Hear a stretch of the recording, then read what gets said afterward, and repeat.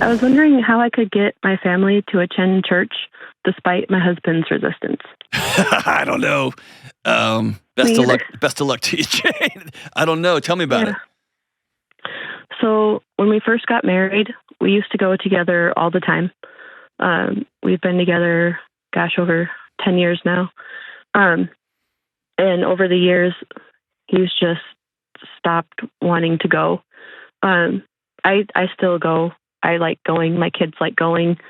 But it's hard when we're not all together. You know what I mean? And we've been tell me about Ramsey. that being hard. Like it's hard. Like logistically, or it's hard emotionally. It's embarrassing. Yeah, because, tell me about it. Well, so I'm a firm believer in God, and everything happens for a reason, and He plays a big role in our lives. And even when you think He's not listening, He is. You know. Okay. My husband doesn't have the same belief. Like he doesn't.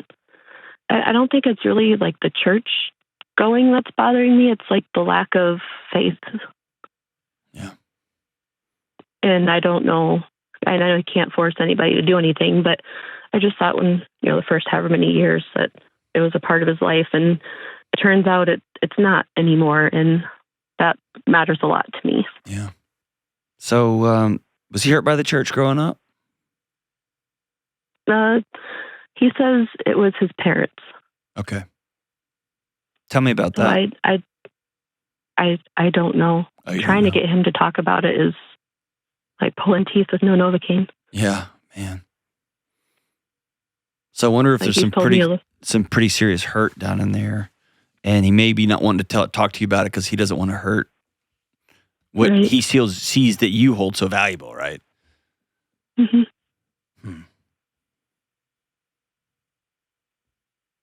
Yeah, so I don't know. I found a book. It's called Pray for Him. Mm-hmm. I don't know that book. Oh, it's a good one. It basically teaches you that you can control yourself, and you keep praying for them to find their way. Mm. I've been following it. It just doesn't feel like he's wanting to change his opinions or feelings or thoughts. And I don't know if it's worth pushing, or if I just need to stay back and be quiet about it, and just keep going with the kids, or Yeah, I mean, there's a couple of different things I'm thinking here. Number one, I may have mentioned this on the show before. We've got 700 episodes or something now, so I don't remember if I have or not. But I remember running across a video. It was an old Penn and Teller video. They still are magicians, but I forget the name of the tall guy. Is it Teller or Penn? Is it tall one Teller? I don't know. I've never watched it. The tall one is Penn. Sorry. So Penn had, he was just telling a pretty amazing story about a guy coming up to him after a show. And Penn is a devout atheist. He's a, or at the time was, I don't have any idea what his religious affiliation is now, but he was a outspoken atheist. Okay. And he said this guy showed up after the show, was talking about magic, talking about the show, talking about the whatever. And as he started to leave, he said, "Hey, I'm a Christian, and I would kick myself if I didn't ask you to come to church with me tomorrow." And the guy said, "Well, I'm going to pass on it, but thank you so much for the invite." And Penn, I remember he was doing it on his phone. It was a small video on his phone. It was before everybody did this, like on social media. But he said, "If you believe that a truck is coming my way, and you're yelling at me, 'Hey, there's a truck coming,' and I'm like, 'No, there's not,' I would hope you would love me enough to try to push me out of the way." Right.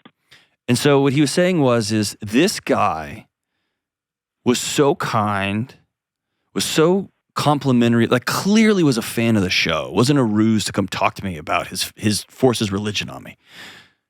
And also cares enough about my soul that I don't even believe in, that he would say, "Hey, I would love for you to come to church with me." And he was just saying, I honor that guy. Good for him.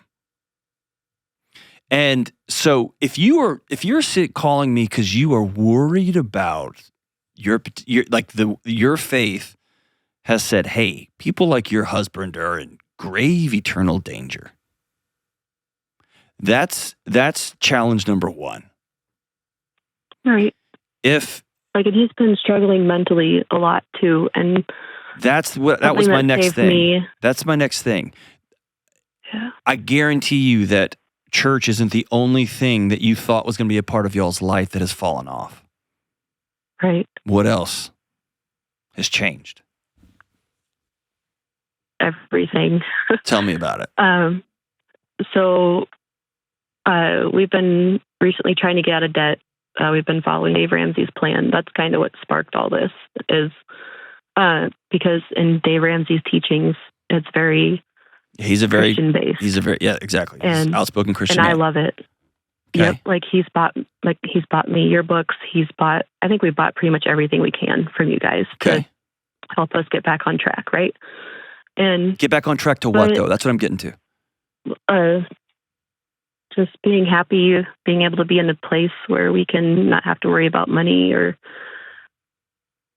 anything, like the daily struggles, to a point he doesn't have to go to work. He can go to work. You know what I mean? Okay, but dig underneath that. What has changed? You're talking all about symptoms. What has changed? Our marriage. Tell me about it. What has changed? We're different people now than we were when we got together. Of course you were. There's just a lot of things that have. What are they? Start spitting them out. I don't know. Do y'all vote? Did he change the way he votes now? No. Does he change the way he dresses? No. Does he start listening to Morgan Wallen all of a sudden? No, and that's the thing, is I don't know what's changed with him. He just tells me, he's had these feelings come up and all of a sudden he's struggling. I'm like, okay, but where did it come from? Because I thought everything was fine. Okay, that's not a good answer. I know.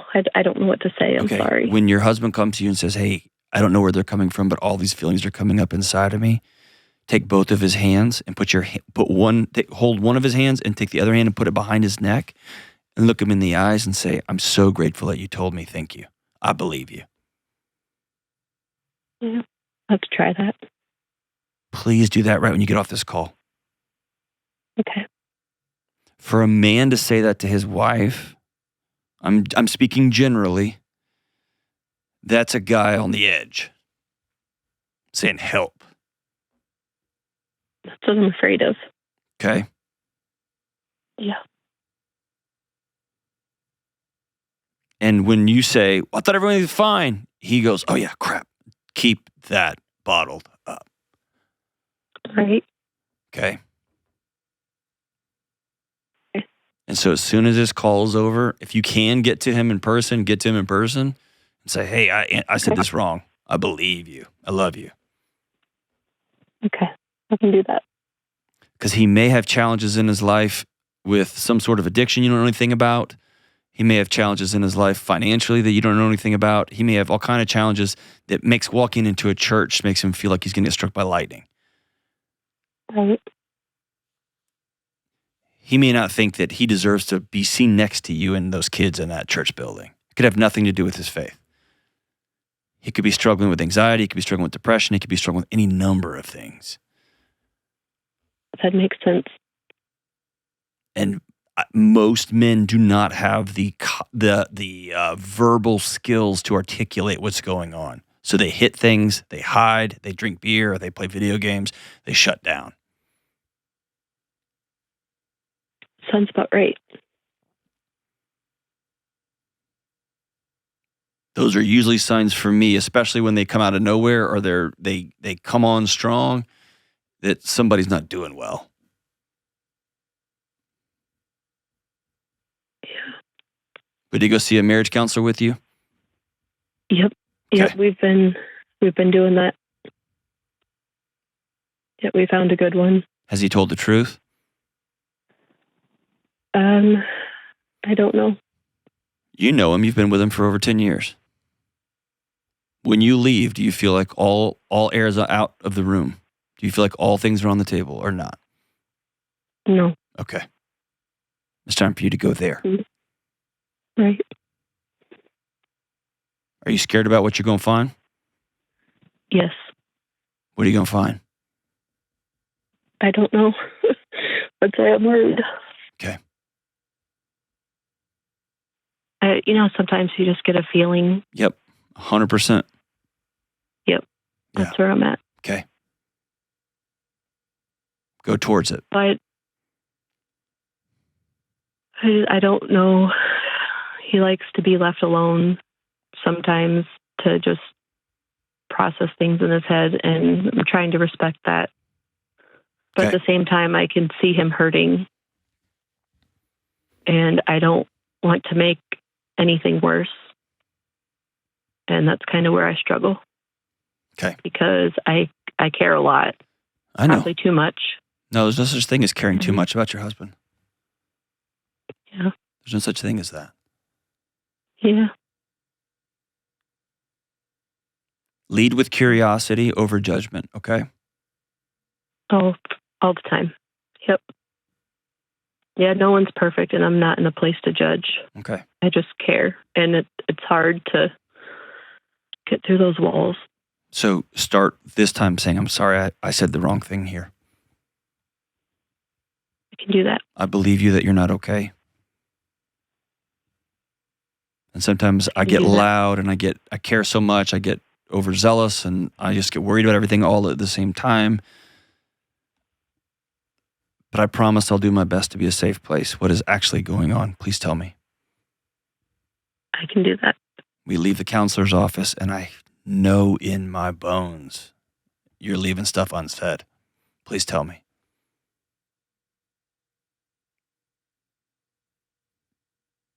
I can do that. Are you safe? Yes. Okay. Yes, we're safe. All right. Today's the day. Yeah, Today's the day. Yep, it is. All right. Yep. I'm happy to talk to him too. He sounds like he's a good man just going through it, huh? Oh yeah. Yeah, he's one of the good ones. Okay. He's just hurting, I think.